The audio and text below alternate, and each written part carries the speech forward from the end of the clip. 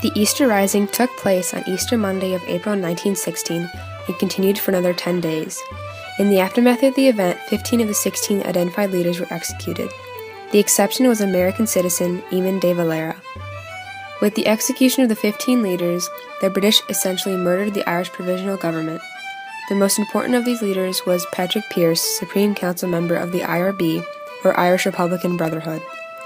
Since the 1800s, with the Act of Union which united Ireland with Britain, the Irish felt like the British didn't care for them and were upset at how they had stripped them of their own government in Dublin and moved everything to Westminster and London. The major idea behind this nationalist movement was no British rule was to be prevalent in Ireland. Of course, the British thought this was absurd. This meant that independence had to be fought for. The IRB planned the rising many months in advance. They knew that they needed weapons for the rebellion, and with World War I taking place, Germany was willing to give Ireland weapons to fight Great Britain. As a result, the Irish smuggled German weapons into their country. The Easter Rising was supposed to take place on Easter Sunday during a parade. However, the parade was canceled and Patrick Pearse and another leader postponed the rebellion until the next day. The following day, 1,200 rebels took hold of several buildings in Dublin, with their headquarters being the Dublin General Post Office.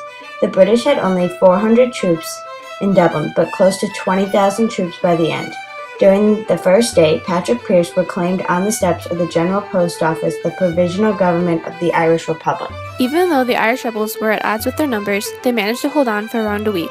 Eventually, the leaders were forced out of the post office and forced to unconditionally surrender and taken to jail. Patrick Pearse was the first to be executed on May 3rd.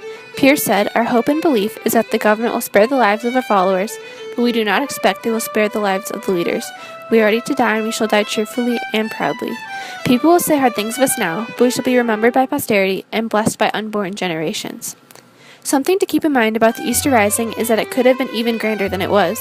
IRB leader McNeil canceled the parade the rebellion was originally scheduled for, and he spread word around the area quickly that the rebellion was off. However, Pearse disobeyed these orders and continued with the rebellion anyways. Also, many Irish people were afraid of the way the British government would react and didn't participate. This is especially seen in how only 400 more people joined the rebels as the week progressed. Overall, the Easter Rising was a pivotal point in the Irish fight for freedom.